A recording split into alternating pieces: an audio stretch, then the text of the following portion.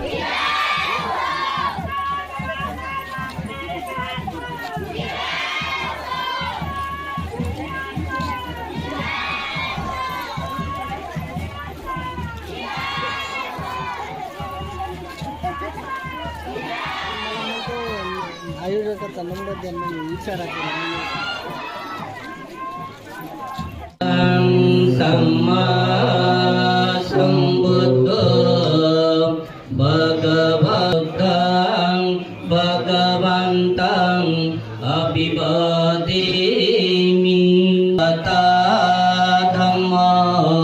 धम्मं नमामि। सुपटिपङ्कसङ्घ सङ्घं नमामि नमो तस्स नमो तस्स भगवतो सम्मा सम्बुद्धास्स भगवतो अरहतो सम्मा सम्बुद्धो भगवान सुगतो लोकविदु अनुत्तरो पुरुषधम्मसारथि सत्ताते भगवति भूतं जीवितपर्यन्तं स्वामी स्वखातु भगवता